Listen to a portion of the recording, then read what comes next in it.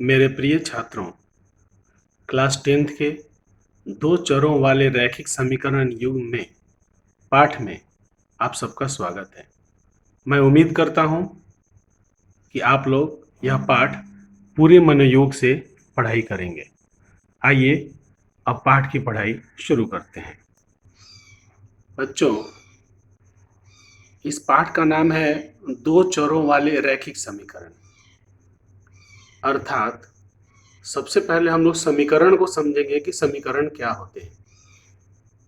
समीकरण ऐसे बीजीय व्यंजक होते हैं जिनमें बराबर का चिन्ह दिया रहता है। जिस बीजीय व्यंजक में बराबर का चिन्ह नहीं दिया रहता है उसे हम लोग बहुपद कहते हैं, परंतु जिसमें बराबर का चिन्ह दिया रहता है उसे हम लोग समीकरण कहते हैं। समीकरण यह हमें प्रदर्शित करता है कि दो बीजीय व्यंजक जो बराबर के चिन्ह के बाएं हैं और दाएं हैं, वे दोनों बीजीय व्यंजक जो हैं वे आपस में मान में बराबर होते हैं, इसलिए उनके बीच में बराबर का चिन्ह दिया जाता है। अब हम लोग समझेंगे कि रैखिक क्या होता है। हम जानते हैं कि समीकरण के अंदर चर होते हैं।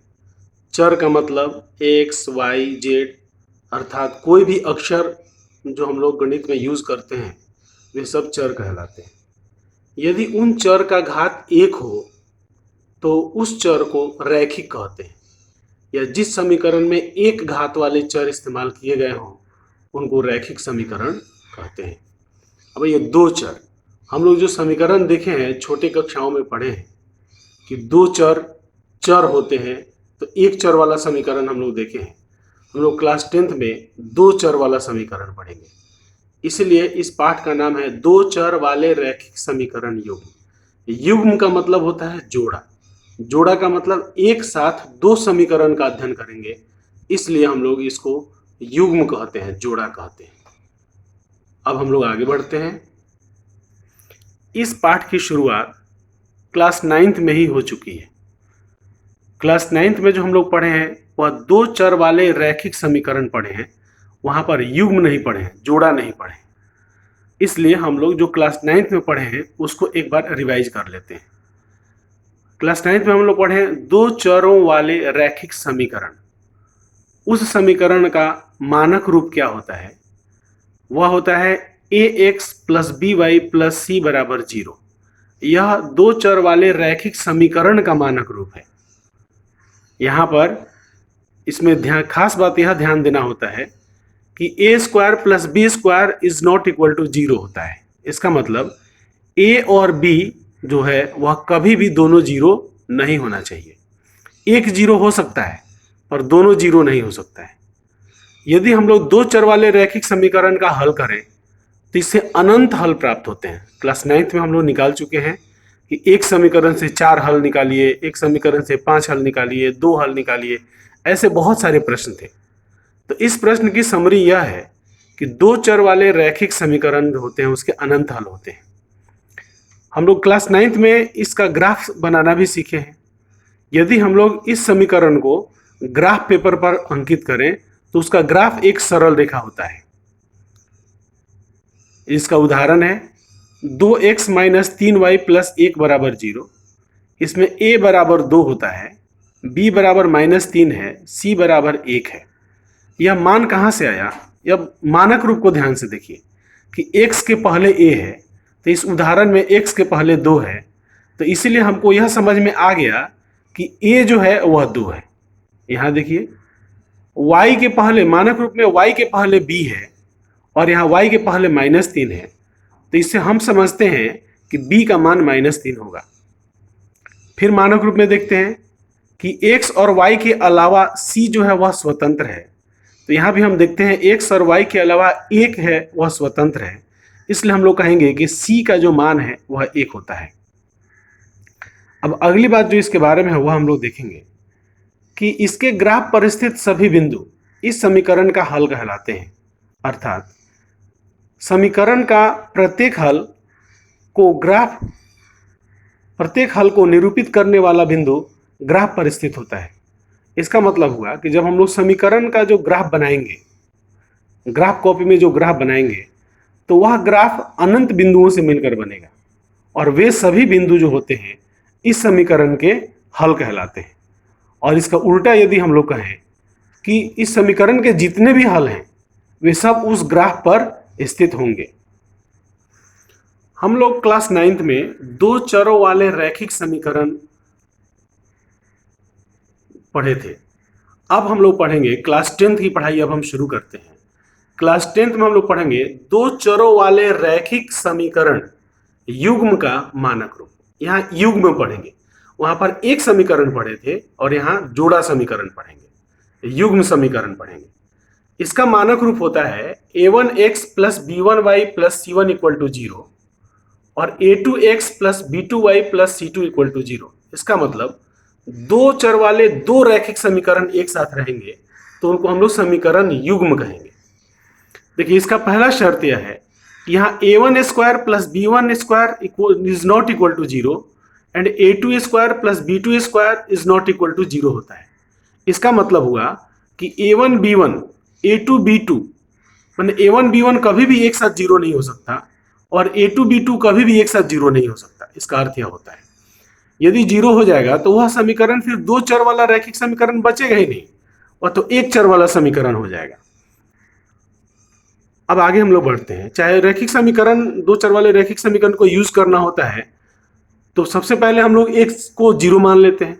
0 मानते ही वह एक चर वाला समीकरण बन जाता है। अब हम लोग उसको हल कर लेते हैं। चलिए आगे के बिंदु के बारे में हम लोग बात करते हैं। हम लोग देखे थे कि दो चर वाले रैखिक जो समीकरण होता है उसके अनंत हल होते हैं, किंतु यदि इसका जोड़ा समीकरण लिया जाए, दो चर वाले रैखिक समीकरण का जोड़ा समीकरण लिया जाए तो इसके तीन किस्म के हल प्राप्त होते हैं। पहला अद्वितीय हल प्राप्त होता है।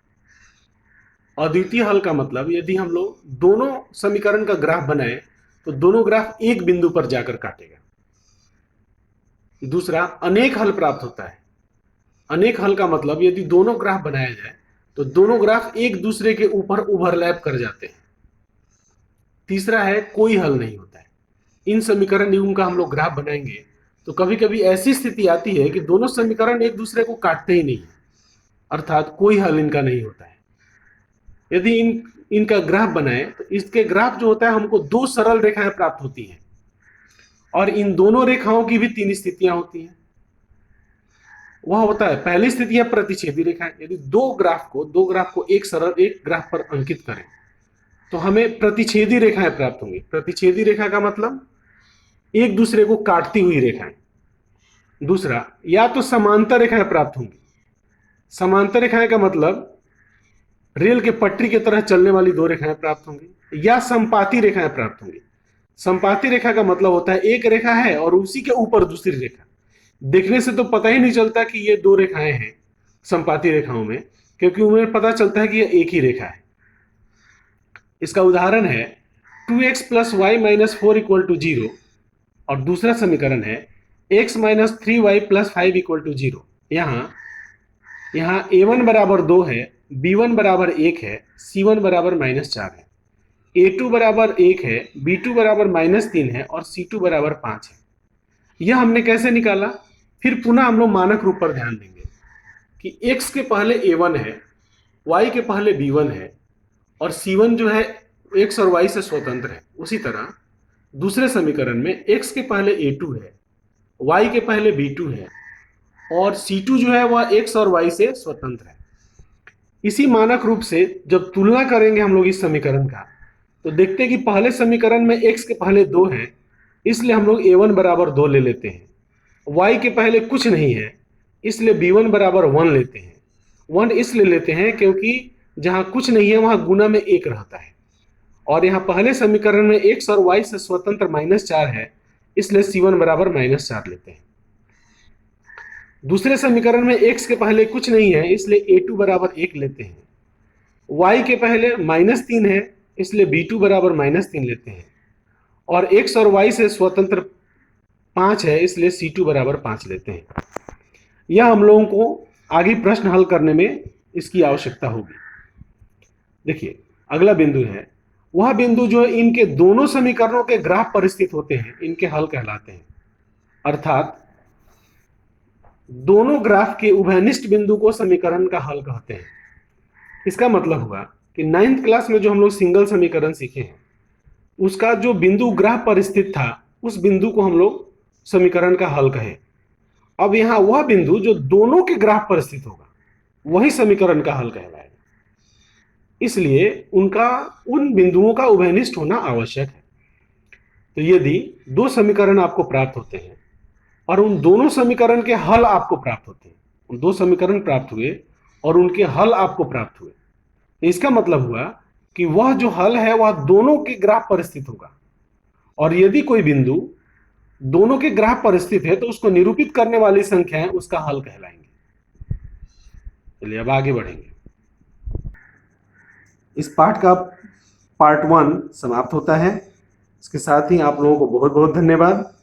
हमारे सभी वीडियोस प्राप्त करने के लिए हमारे चैनल को अवश्य सब्सक्राइब करें और बगल में जो दिया गया बेल का आइकन है उसको जरूर दबाएं, जिससे सभी नए आने वाले वीडियो का नोटिफिकेशन आपको प्राप्त होगा। हमारे वीडियोस में आपको टेक्स्ट बुक की रीडिंग, नोट्स और सभी प्रश्नों के जवाब मिलेंगे और मैथ में सभी प्रश्नों के हल भी आपको मिलेंगे जो टेक्स्ट बुक में प्रश्न दिए गए हैं। साथ ही दोबारा धन्यवाद।